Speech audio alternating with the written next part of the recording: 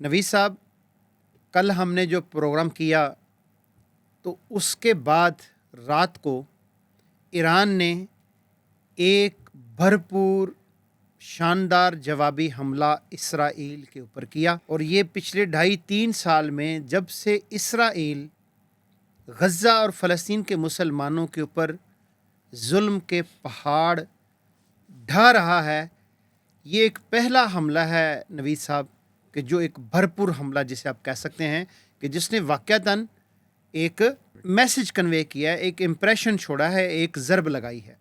اور اس حملے کے نتیجے کے اندر جن مقامات کو نشانہ بنایا گیا وہ بڑی امپورٹنٹ چیز ہے نوید صاحب۔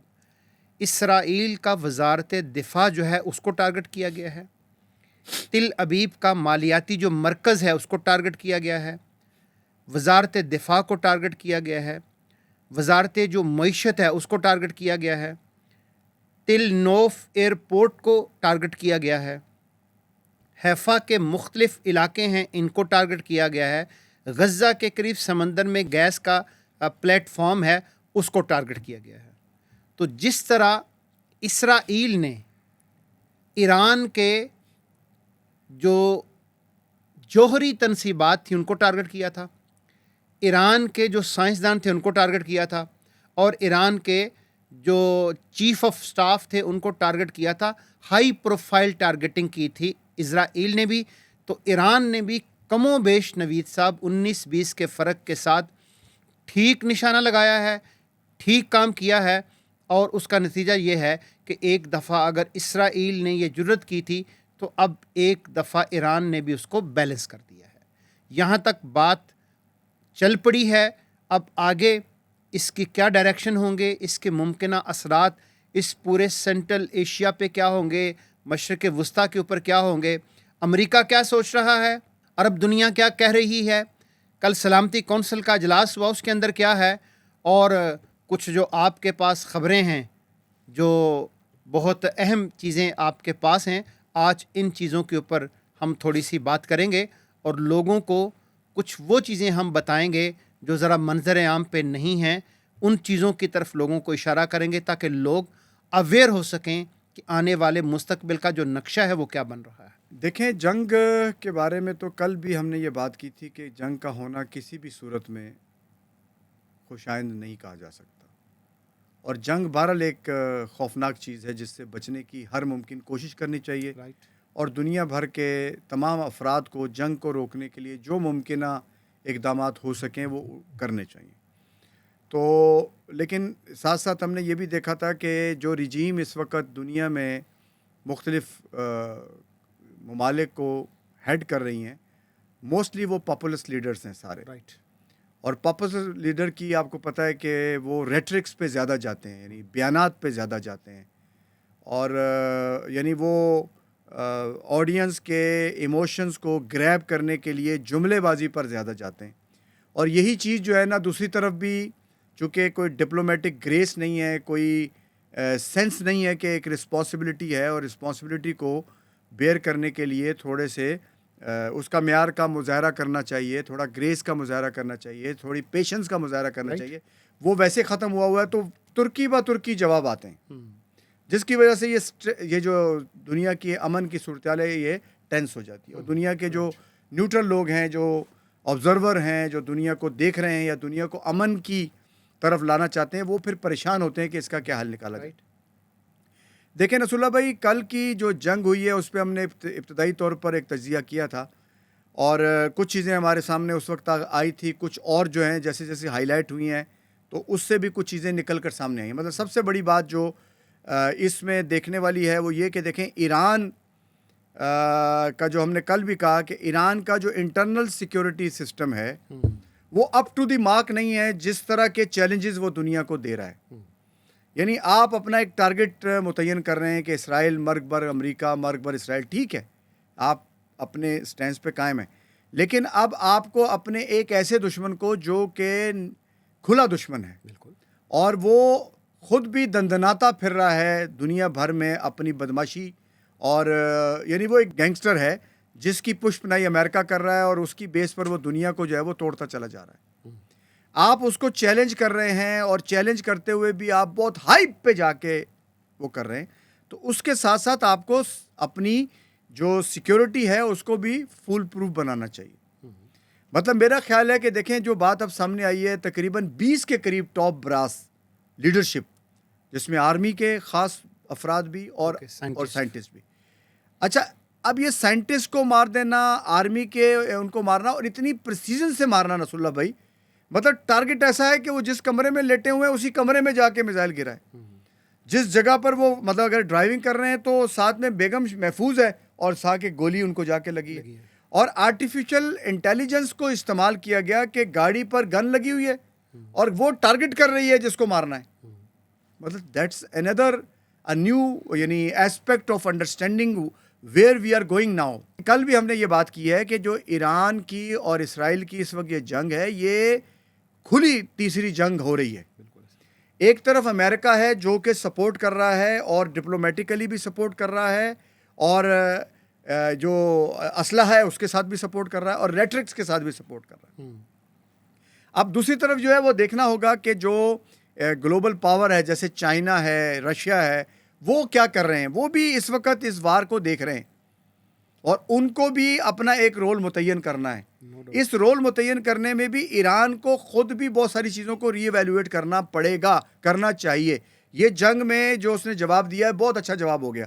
یعنی یہ آپ کی بات ٹھیک ہے کہ ایک بھرپور جواب دیا ہے, اور یہ بھرپور جواب اگر ابھی بھی چلتا رہے, کچھ عرصہ اور چلے, تو یہ جواب چلنا چاہیے رسول اللہ بھائی. بالکل رائٹ. کیونکہ کچھ عرصے تک اگر یہ 1-2 گھنٹے 3 گھنٹے اور فل سٹرائک کرے گا, تب جا کر کوئی ایک میجریبل جو ہے نا اسرائیل کو ڈیمیج پہنچے گا, کیونکہ بیچ میں انٹرسیپٹ کرنے کے لیے بے شمار میکینزم کام کر رہے ہیں. ایران کے پاس 3 ٹیئرز میں چیزوں کو ڈیلیوٹ کرنے اور میزائل کو روکنے کے 3 میکینزم ہیں جو وہ اس نے استعمال کیے.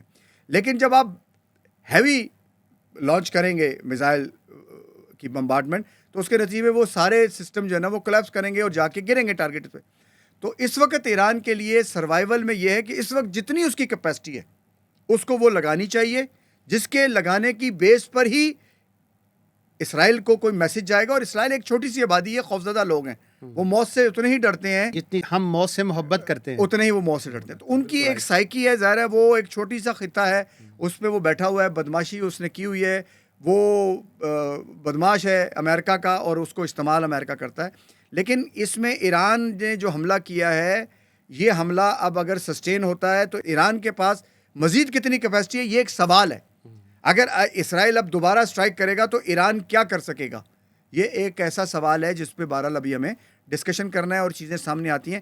لیکن ایران کی انٹرنل سیکیورٹی, ایران کا دعوے کے مطابق خود کو محفوظ کرنا یا اس کا جواب دینا, یہ سارے سوالات وہ ہیں جو آنے والے وقتوں میں ایران کی پوزیشن بھی دنیا کے سامنے واضح کریں گے. اصل میں نویس صاحب, جو بڑی اہم اور سب سے اہم جسے میں یہ سمجھتا ہوں, جس کی طرح آپ نے بھی اشارہ کیا ہے, یہ جو دنیا کی قیادت ہے, یہ 4-5 افراد کا اگر ہم نام لیں, مودی کو آپ ابھی مودی نے بھی اپنا شوق پورا کر لیا, نیتن یاہو کو آپ لے لیں, اس نے بھی اپنے شوق پورے کر لیے, اور 1.5-2-2.5 سال سے جس طریقے سے دندناتا پھر رہا ہے, اور انٹرنلی بھی بہت سارے چیزیں موجود ہیں, لیکن اس کو بھی چھپایا جا رہا ہے, اس کو بھی سپورٹ کیا جا رہا ہے. اچھا, ٹرمپ کا آپ اندازہ لگا لیں کہ امریکہ کے اندر اٹ سیلف جو امیگرینٹس ہیں ان کا جو پوری ایک ویو چل رہی ہے, جس طریقے سے اس پوری موومنٹ کو روکنے کی کوشش کی جا رہی ہے. اور آپ نے وہ انٹرویو بھی دیکھا ہوگا کہ جس نے ٹرمپ کو کہا کہ تمہارے دادا یا تمہارے پردادا بھی تو وہاں سے امیگرینٹ ہی تھے نا, تم کون سا یہاں کی پیداوار ہو, تم بھی تمہارے آباء و اجداد بھی امیگرینٹس ہی تھے. تو مطلب یہ ساری کی ساری جو قیادت ہے اس وقت دنیا کی, تو یہ تو ایلیجیبل نہیں ہے, یہ اس پوائنٹ کے اوپر نہیں جا سکتی کہ یہ دنیا کو کچھ دے سکے. ہم یہ سمجھتے ہیں کہ یہ وہ قیادت ہے کہ جس نے دنیا کو خون آشامی دی ہے, دنیا کو جنگ دی ہے, دنیا کو آگ کے اندر جھونکا ہے, انسانیت کے اوپر بدنما چہرے ہیں یہ لوگ, چاہے فلسطین کا معاملہ ہو, غزہ کا معاملہ ہو, کشمیر کا معاملہ ہو, اب یہ ایران کا معاملہ ہو, چاہے ویتنام کا معاملہ ہو, دنیا کے جتنے بھی چیزیں آپ دیکھ لیں تو ناجائز قابض ہیں یہ ساری کی ساری لیڈرشپ.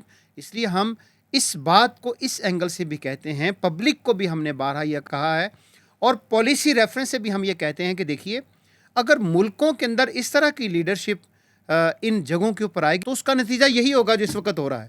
ایگری. اس لیے اس بات کو اس ریفرنس سے ہماری یوتھ کو, ہماری پبلک کو, عوام الناس کو بھی سمجھنا چاہیے کہ جو ہم نے آغاز میں یاد ہے آپ کو, ہم نے ایک پروم کیا تھا کار جہاں بانی. تو یہ جو کار جہاں بانی ہے, امامت ہے, لیڈرشپ ہے, قیادت ہے, وہ قوموں کی ہے, وہ ملکوں کی ہے, وہ پوری دنیا کی ہے.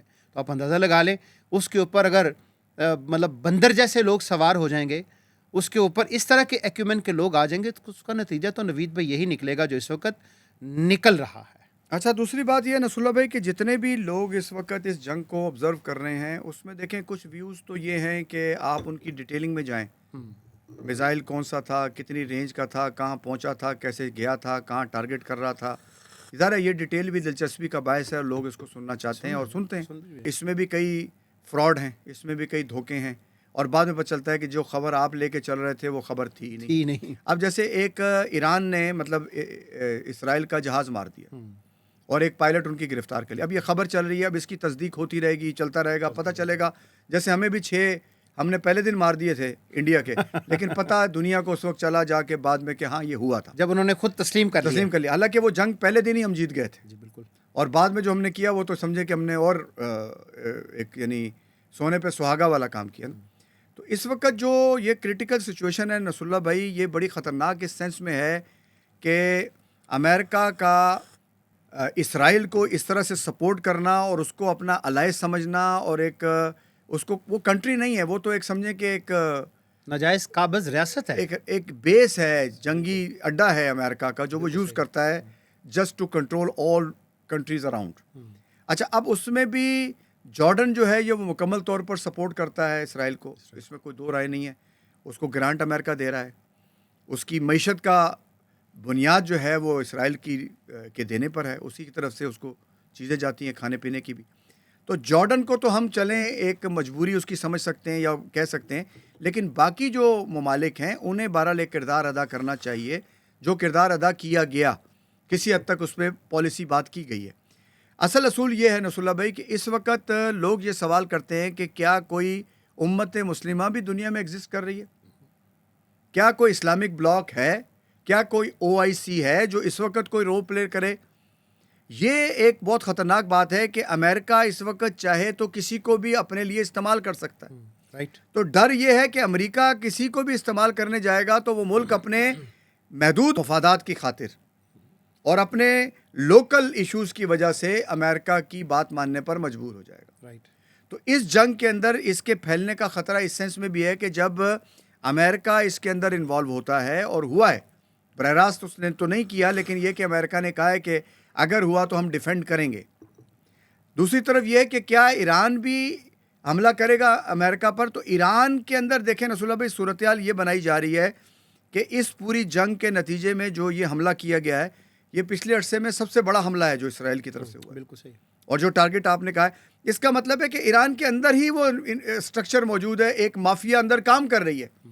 اس مافیا کو کنٹرول کرنا ایرانی رجیم کے لیے بہت امپورٹنٹ ہے کہ یہ مافیا ودن یعنی گورنمنٹ, ایک ریٹ آف دا گورنمنٹ کو چیلنج کرنے کے لیے اندر موجود ہے, جو اندر بندوں کو مار رہی ہے. اچھا, جو کیپیبلٹیز ہیں اسرائیل اس کی ایران کی, یہ ضرور ہوا ہے کہ وہ جو ٹاپ براس تھی اس کو مارنے کے بعد اس میں تھوڑا سا ایک تعطل ضرور آیا ہے. لیکن کیا ایران, یہ سوال لوگ پوچھتے ہیں, کیا ایران کے پاس یہ کیپیبلٹیز موجود ہیں کہ وہ ایٹم بم بنا سکے؟ تو اس کے پاس یہ کیپیبلٹیز موجود ہیں, وہ بنا سکتا ہے, اور ان کی کیپیبلٹیز کو کوئی نقصان نہیں پہنچا سکا اسرائیل. تو وہ ابھی بھی محفوظ ہے الحمدللہ. اس سینس میں کہہ رہے ہیں کہ ظاہر ہے کہ اس کے نتیجے میں ایک ڈیٹرنس ہے, جو ایران کا جو وجود ہے وہ ایک بلیسنگ ہے غزہ کے لیے بھی اور اس پورے ریجن میں بھی طاقت کے توازن کو برقرار رکھنے کے لیے. اگر ایران کو کسی طریقے سے یہاں سے ڈیلیوٹ کر دیتے ہیں تو پھر اگلے ٹارگٹ سب کے سامنے ہیں. رائٹ. تو وہ کیسے ڈیفینڈ کریں گے وہ ٹارگٹ کہ جو زیادہ پاورفل بھی ہیں, زیادہ ویجیلنٹ بھی ہیں, زیادہ ویل ٹو ڈو بھی ہیں. الحمدللہ پاکستان نے اپنے اس پورے اٹامک مشن پہ اور اٹامک بم کی اچیومنٹ میں بہت ڈپلومیٹیکلی بہت اسمارٹنس کا مظاہرہ کیا اور جب ہم یہاں پہنچے. اچھا, اسرائیل میں اگر ریجیم چینج ہو جاتا ہے اور یہ کرنے میں کامیاب ہو جاتے ہیں تو جو بھی ریجیم آئے گا وہ اپنی اس اٹامک کیپیبلٹیز کے حصول کے راستے کو بند نہیں کرے گا، وہ بھی جائے گا اس راستے. تو آج نہیں تو کل ایران نے ایٹامک بم کو حاصل کرنا ہے، اور اس پہ اس نے کافی حد تک کامیابی بھی حاصل کر لی ہے. ایک شارٹ رینج کا ایٹم بم وہ ابھی بھی بنا سکتا ہے، لیکن ظاہر ہے وہ اسرائیل کے لیے کوئی خطرہ فی الحال نہیں ہے، کیونکہ فاصلہ بہت ہے، اور وہاں تک پہنچانے کے لیے جو سکل یا وہ چاہیے وہ ہمیں اندازہ نہیں ہے کہ وہ اس کے پاس ہے یا نہیں ہے، may be who may be نہ ہو. تو یہ ایک بڑی کمپلیکس قسم کی صورتحال ہے جس میں امت مسلمہ کے ریفرنس سے بھی پریشانی ہے اور دنیا کے امن کے ریفرنس سے بھی پریشانی ہے. پھر چائنا، رشیا اور ادھر سے امریکہ، ان کے بھی فیوچر کا دار و مدار اس پوری جنگ پر ہے. تو اگر ان میں سے کوئی بھی بڑا ایکٹر اس میں انوالو ہوتا ہے تو یہ جنگ ایک بڑی عالمی جنگ بنے گی، اور WW1 اور WW وار ہوئی ہے، ورلڈ وار، وہ 3 جو ہے نا وہ سمجھے کہ ہمارے سر پر پہنچ گئی. تو اس لحاظ سے یہ بڑی ایک خطرناک قسم کی صورتحال ہے جس پر ہمیں ہر اینگل سے بات کرنی چاہیے اور اس بات کو اپنے لوگوں تک پہنچانا بھی چاہیے. دوسری بات یہ کہ ایک سوال بڑا امپورٹنٹ ہے کہ یہ جو ڈسکشن ہم کرتے ہیں اس کے نتیجے میں ایک عام آدمی کا ایک پرسپیکٹو ہم اس کو کلیئر کرنے کی کوشش کرتے ہیں. ہم اس کو انفارمیشن کا اور گیجٹس کا اور فگرز کا رش نہیں ڈالتے، بلکہ ہم اس سے ہٹ کر اس کو یہ بتاتے ہیں کہ اس سچویشن میں ہمیں کیا رول پلے کرنا چاہیے. تو ہمارا پہلا رول تو یہ ہو کہ جنگ کی ہم مذمت کریں. پھر جو سوورنٹی ہے ایران کی اس پر ہم بات کریں کہ ظاہر ہے اس کا ایک لیجیٹیمیٹ حق ہے، اس کی ٹیریٹری کو کسی بھی گلوبل آرڈر کو وائلیٹ کر کے آپ اگر حملہ کریں گے تو غلط ہے.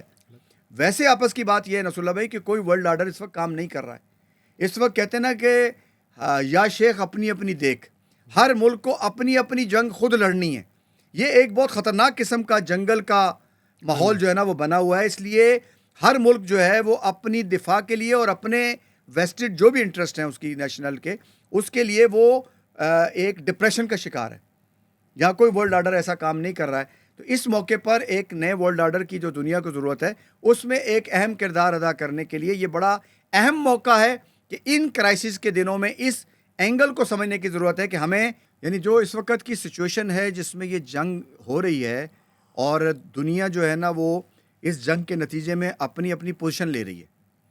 تو ایسے میں ایران کے جو تعلقات رہے ہیں رشیا کے ساتھ اور چائنا کے ساتھ، اب ان کی بھی آزمائش کا وقت ہے. اور ایران نے انڈیا کے ساتھ بھی تعلقات بنائے ہیں تو اس کو بھی ٹیسٹ کرنے کا موقع ہے. ایران کو یہ دیکھنا ہوگا کہ اسے کس کے ساتھ جانا ہے اور کیوں جانا ہے. اور اگر کوئی آپ کے سروائیول کے وقت بھی آپ کو سپورٹ کرنے نہیں آتا ہے تو اٹ مینس کہ وہ آپ کی صرف ایک لپ سروسنگ ہے جو وہ کر رہے ہیں. تو آپ کو بھی سمجھنا ہے کہ مجھے کس طرح سے اپنی ایگزسٹنس کو برقرار رکھنا ہے، کون میرا دوست ہے کون میرا دشمن ہے، یہ ایران کو سمجھنا ہے. لیکن ایک یعنی اس سے براڈر پرسپیکٹو میں مسلم امہ کے طور پر بھی عربوں کا جو صورتحال ہے وہ ہمارے سامنے ہے. 3 عرب ممالک نے جس طرح سے اپنی دولت نشاور کی ہے امریکہ کو، وہ بالکل واضح ہے کہ وہ کس بلاک میں اس وقت گئے ہوئے ہیں. اچھا، اس کے مقابلے میں رشیا اور چائنا کس طرح سے اس پورے کانفلکٹ کو دیکھ رہے ہیں اور وہ اس میں کیا رول ادا کریں گے، یہ ایک سوال ہے جو آنے والے وقت میں کلیئر ہوگا. اندر ہو سکتا ہے سپورٹ چل رہی ہو، اندر ہو سکتا ہے کہ معاملات چل رہے ہوں، لیکن اگر اس کے نتیجے میں آپ کا سروائیول اور آپ کی ایگزسٹنس برقرار نہیں رہتی ہے تو یہ پھر اس کا کوئی فائدہ نہیں ہے. تو ایران کو اپنی جنگ اس وقت لڑنی ہے بڑی جرت کے ساتھ. اور دوسرا جو ایران کے اندر ریجیم چینج کرنے کے لیے یہ کیا جا رہا ہے، اس میں بھی ایران کی یہ جو سپورٹ ہے آیت اللہ خامنہئی کو، یہ بھی اس کا بھی ایک بیس تو موجود ہے، سپورٹ تو موجود ہے. اب یہ سپورٹ کس حد تک قائم رہتی ہے اور یہ کتنا ایگزسٹ کر سکتے ہیں، سروائیو کر سکتے ہیں، یہ بھی ڈیپینڈ کرے گا فیوچر اس ایران کا کیا ہوگا. تو یہ بڑا ایک قسم کا بڑا کمپلیکس قسم کی نصر اللہ بھائی صورتحال ہے جس کو سمجھنے کے لیے بھی کچھ اور وقت کا انتظار کرنا پڑے گا. لیکن جو نظریاتی لوگ ہیں انہیں پتہ ہے کہ ڈائریکشن کیا ہونے جا رہی ہے یا کیا ہوگی. اس میں آپ کیا کردار ادا کریں گے، آپ سروائیو کریں گے، آپ ایگزسٹ کریں گے، آپ موو کریں گے. It all depends upon your understanding of what global affair are going. کل جو مثبت پیش رفت ہوئی نویس صاحب دنیا بھر میں، ایک تو ایران کا جوابی حملہ تھا، دوسرا جو UNO کے اقوام متحدہ کے ہنگامی سلامتی کونسل کا جو اجلاس تھا اس میں پاکستانی مندوب نے بڑی بھرپور مخالفت کی، بڑے گڈ ورڈز کے اندر، بڑے جچے نپے تلے الفاظ جسے ہم کہتے ہیں اس کے اندر، اور ٹھیک مخالفت کی اس کی. اور دوسری جو اچھی چیز نویس صاحب ہوئی کہ میں نے ویسے ٹویٹر کو بھی چھان مارا, مودی صاحب کو بھی چھان مارا, اور جو انڈیا کا, جس کی طرف آپ نے بھی اشارہ کیا, جو انڈیا کا وزارت خارجہ ہے, اس کے تمام بیانات کو میں نے کھنگالنے کی کوشش کی, لیکن مجھے کہیں نظر نہیں آیا کہ انڈیا نے, کہ جو ایران کے بہت قریب ہے پچھلے عرصے میں, آپ نے دیکھا ہوگا کہ ابھی جب پاکستان کی اور انڈیا کی وار چل رہی تھی, اس موقع کے اوپر بھی ایرانی سفارتکار انڈیا کے اندر موجود تھے, کچھ معاہدے کر رہے تھے. تو اس موقع کے اوپر بھی انڈیا نے ابھی تک اسرائیل کے اس حملے کی مذمت نہیں کی ہے. البتہ جو اچھی چیز ہوئی نوید بھائی, وہ یہ ہوئی کہ جو خامنائی ہیں, سپریم لیڈر ہیں, کمانڈر ہیں, انہوں نے اپنے ٹویٹ کے ذریعے سے پاکستان کا بہت اچھا شکریہ ادا کیا, اور انہوں نے کہا کہ ہم اس کو یاد رکھیں گے کہ اس موقع کے. تو یہ ایک بڑا خوش آئند میں یہ سمجھتا ہوں کہ یہ ڈیولپمنٹ ہے جو ہوئی ہے. اور اس خطے کے اندر نوید صاحب, جو اس خطے کا مستقبل بننے جا رہا ہے, جو دنیا کا نیو ورلڈ آرڈر جسے ہم کہتے ہیں بننے جا رہا ہے, اس کے اوپر جن لوگوں کی نظر ہے تو ان کو انڈرسٹینڈ کر جانا چاہیے, اور اس وقت ایران کو بھی چاہیے کہ وہ بھی اس چینجنگ ورلڈ کو دیکھے اور انڈیا کے ساتھ اپنے ریلیشنز کے اوپر دوبارہ اس کو نظر ثانی کرنی چاہیے. اور پاکستان کے ساتھ جو اس کی ایک نظریاتی وابستگی ہے, پاکستان کے ساتھ ایک جو ریلیشن ہے بھائیوں والا, بڑا پرانا ریلیشن ہے نوید صاحب. اس لیے میں یہ سمجھتا ہوں کہ اگر ایران, پاکستان, ٹرکی اور یہ سارا ریجن اگر مل جاتا ہے, انڈیا کی بھی کوئی حیثیت نہیں رہے گی نوید صاحب, اور اٹ سیلف اسرائیل کی بھی کوئی حیثیت نہیں ہوگی. امریکہ بہت دور ہے نوید صاحب. اس لیے یہ وہ ریجن ہے, یہ وہ خطہ ہے کہ جس کے اندر یہ چیزیں ہو رہی ہیں. اور ایک چیز نوید صاحب جس کو میں سمجھتا ہوں کہ بڑی الارمنگ ہے, اس کا نیتن یاہو نے اپنی تقریر کے اندر تذکرہ کیا, جس کی طرف آپ نے اشارہ کیا. اس نے ایران کے انٹرنلی جو رجیم ہے اس کے چینج کرنے کی بات کی. اگر وہ نیتن یاہو اس حد تک جا کے بات کر رہا ہے تو what does it means? It means کہ there are some conspiracies within the Iran. تو اس کو میں یہ سمجھتا ہوں نوید صاحب کہ یہ جو بیان ہے یہ چھوٹا بیان نہیں ہے, کہ ایسے موقع کے اوپر نیتن یاہو کا یہ بیان اور ایرانی پبلک کو ایڈریس کر کے کہنا کہ یہ وہ موقع ہے کہ جب آپ کو اس پوری رجیم کو, کہ جو انقلاب ایران جسے کہتے ہیں اس کے بعد اب تک جو قابض ہے, اس رجیم کے خلاف آپ کو اٹھ کھڑے ہونا چاہیے. بہرحال یہ ایک خطرناک سٹیٹمنٹ ہے جس کو میں سمجھتا ہوں کہ انڈرسٹینڈ کرنا چاہیے. اور اگر اس طرح کی کوئی سچویشن ود ان دی ایران ہے تو میں یہ سمجھتا ہوں کہ اس کو دیکھنا بھی چاہیے, اپنی غلطیوں کو نبی صاحب درست بھی کرنا چاہیے. ایسا ہرگز نہیں کہ دشمن ہی غلط ہوتا ہے, بعض اوقات آپ انٹرنلی بھی کچھ ایسی چیزیں کر رہی ہوتی ہیں جو آپ کو ڈیمیج کر رہی ہوتی ہیں. تو اس لیے اپنی غلطیوں کو بھی دیکھنا اور کھلی نظر بھی رکھنا اور وسیع ظرف بھی رکھنا, تو ایسے موقعوں کے اوپر یہی چیزیں ہوتے ہیں جس کی بنیاد پہ چیزیں آ کے چلتی ہیں. تو یہ چومکھی لڑائی ہے نوید صاحب جو اس وقت جاری ہے. دنیا کا مستقبل کیا ہوگا, دنیا کس اینگل سے اس کو دیکھے گی. اب جب کہ ایران نے بھرپور حملہ کیا ہے تو امریکہ کیا سوچ رہا ہے, اسرائیل کس پریشانی کا شکار ہے. البتہ ایک اچھی چیز اور نوید صاحب یہ ہوئی کہ تقریباً تمام مسلم ممالک نے کم و بیش ہر ایک نے اس کی مذمت کی, اور یہ ایک گڈ سائن ہے میں یہ سمجھتا ہوں. آلدو کہ OIC یا اس طرف سے کوئی بڑی پیش قدمی تو نہیں ہوئی, لیکن بہرحال ہر حکومت کے جو محکمہ خارجہ ہے, انکلوڈنگ سعودی عربیہ, including Turkiye, including all those countries, سب نے اس کی مذمت کی. اور میں یہ سمجھتا ہوں کہ اس ریفرنس سے یہ ایک اچھا نیک شگون ہے مسلمانوں کے لیے کہ تمام لوگوں نے ایک پوائنٹ کے اوپر اکٹھے ہو گئے کہ تم نے یہ کام کیا اور غلط کیا. اب یہ نقطے کے اوپر سب اکٹھے ہو گئے, اب اس سے آگے کیسے بڑھنا ہے اور کیسے بڑھا جا سکتا ہے, یہ ایک اور سوالیہ نشان ہے جس کی طرف ہمیں توجہ دینی ہوگی. اور ہم یہ سمجھتے ہیں کہ اس وقت جو سوشل میڈیا کے اوپر بھی جنگ ہے, تو ہم اس کے اوپر نبی صاحب میں ایک پیغام دینا چاہوں گا ذاتی طور پہ کہ دیکھیے, ہم لمبے عرصے سے کہہ رہے ہیں کہ الکفر ملت واحدہ, کفر پورا ایک ملت واحدہ ہے, کوئی رنگ, کوئی نسل, کوئی زبان, کوئی کچھ بھی نہیں ہے. اور ان ھذہ امتکم امت واحدہ, اس امت کے متعلق بھی نوید بھائی یہ کہا گیا کہ یہ ایک امت واحدہ ہے. تو اب اس موقع کے اوپر یہ جو کچھ لوگ اس طرح کی کہ یہ اہل تشیع اور یہ اس طرح کی چیزوں کے اندر نہیں جانا, ہم ایک امت واحدہ ہے. اس لیے اس چیز کو فوکس کرنا ہے اور دشمن کو فوکس کرنا ہے. دشمن کا راکٹ اور میزائل کبھی نہیں دیکھتا کہ you are from Iran, you are from Gaza, you are from Saudi Arabia, you are from Pakistan, whatsoever, وہ دیکھتا کیا ہے کہ یو آر مسلم. تو اس لیے اپنی اس آئیڈینٹی کو پہچانیے اور اسی کی بنیاد پہ آپ کو آگے بڑھنا ہے, اور یہیں سے انشاءاللہ العزیز راستے نکلیں گے. اس خطے کا مستقبل کیا ہوگا, ہم انشاءاللہ تعالیٰ یہ جنگ کے اوپر بھی بات کریں گے آپ سے, اور اس خطے کی جو بدلتی ہوئی صورتحال ہے, جو چیزیں ڈیولپمنٹس ہو رہی ہیں. یہ جو حملہ ہوا ہے نوید صاحب, یہ ایسے نہیں ہوا, ایران نے کیا, اس کے اندر بڑی ڈیولپمنٹس ہیں. چائنا نے کیا ڈیولپمنٹ کی ہے, رشیا کی طرف سے کیا ڈیولپمنٹس ہوئی ہیں, یہ بہت انٹرنلی چیزیں ہیں جو چینج ہو رہی ہیں. اس کے اوپر ایک اچھی ڈیبیٹ ہم مزید کریں گے انشاءاللہ تعالیٰ. اور لیکن ہم اس کے ساتھ یہ بھی امید رکھتے ہیں کہ دنیا بہرحال جنگ کے سائے سے دنیا کو اللہ تعالیٰ بچائے.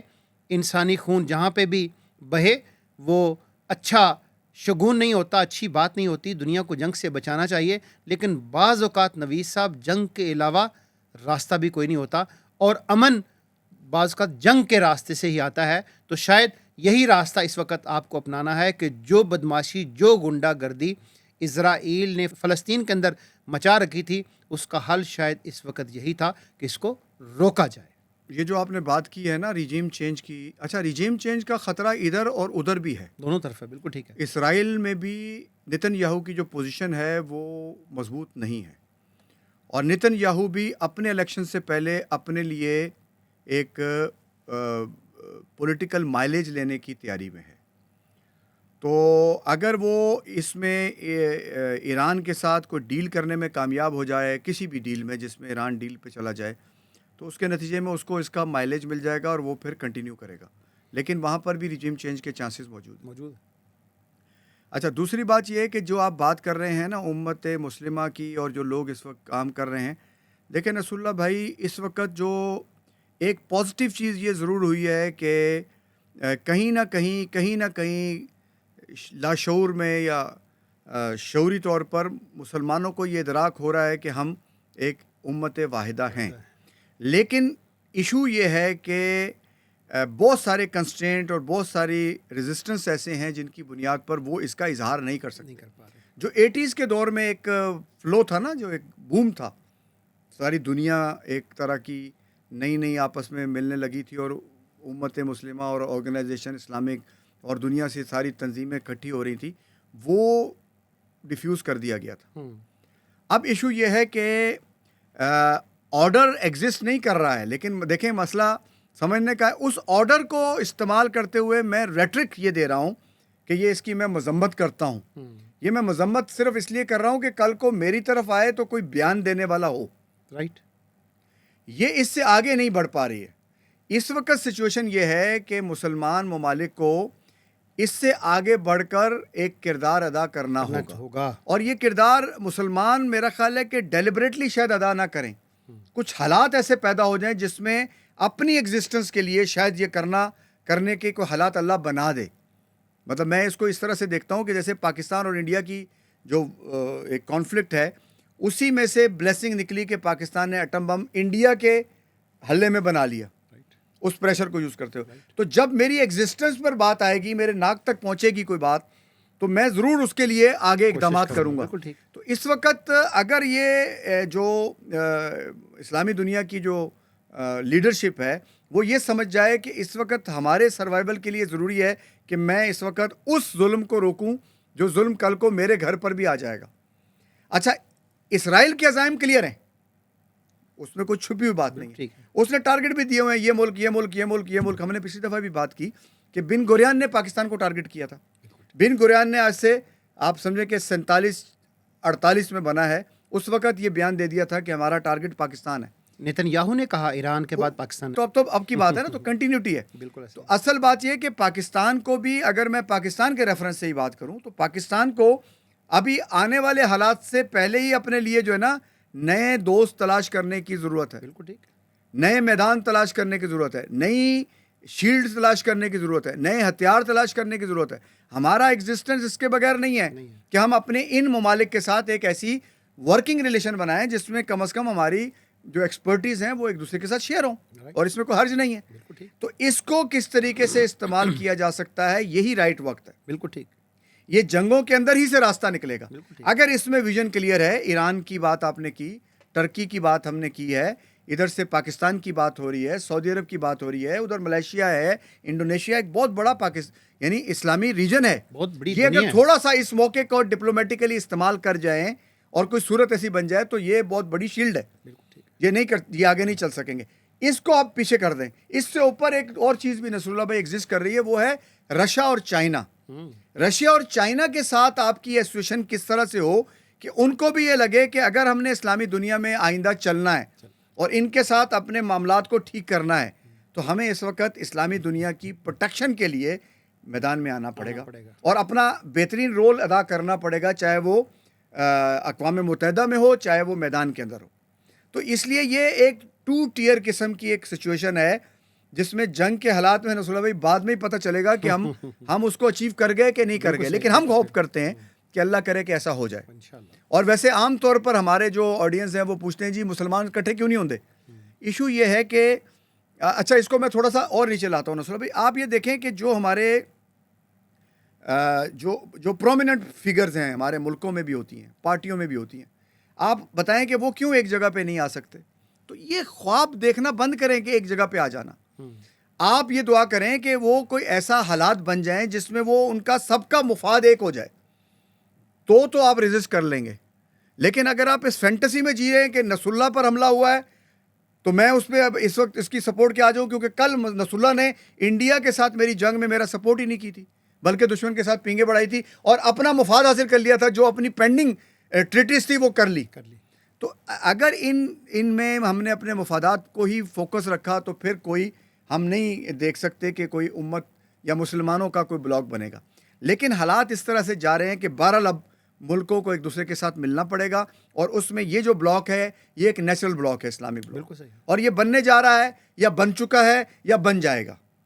لیکن اس بلاک کو بھی سمجھنا ہے کہ جو اس اوپر کے بلاکس ہیں وہ کس طرح سے گھوم کر رہے ہیں. تو یہ ہمارا جو پرپس ہے اس پورے پروجیکٹ کا یا بات کرنے کا، وہ یہ کہ ہم اپنے آڈینس کو صرف اطلاعات نہیں دے رہے ہیں، کیونکہ اطلاعات تو آپ کو الجزیرہ سے مل جائے گی، آپ جائیں CNN پہ دیکھ لیں اور چینل. ہم آپ کو یہ بتاتے ہیں کہ اس کے نتیجے میں آگے آنے والا دنیا کا نقشہ کیا ہوگا، اور اس دنیا کے نقشے میں بحیثیت پاکستانی اور بحیثیت امت مسلمہ کا فرد اور بحیثیت گلوبل کمیونٹی پرسن ہم کیا رول ادا کر سکتے ہیں، اور اس کے لیے کیا ہمارے پاس گیجٹس اور کیا ہمارے پاس سہولیات موجود ہیں جن کو ہم استعمال کر سکتے ہیں. تو اس وقت بھی ہماری اس پوری جنگ میں بھی کہ یہ جو پلیٹ فارمز ہیں یہ استعمال ہونے چاہیے، بات لوگوں تک پہنچائی جائے، اور ٹھیک بات لوگوں کو پہنچے گی تو لوگ خود اس کے نتیجے میں ایک ہارمنی کریٹ کریں گے اور یہ سمجھیں گے کہ صرف کالا اور سفید نہیں ہوتا، اس کے پیچھے بھی بہت سارے رنگ ہیں. ان رنگوں کو اکٹھا کرنا تو ایک ٹف کام ہے اور ایک ٹف دور ہے جس سے آج دنیا گزر رہی ہے.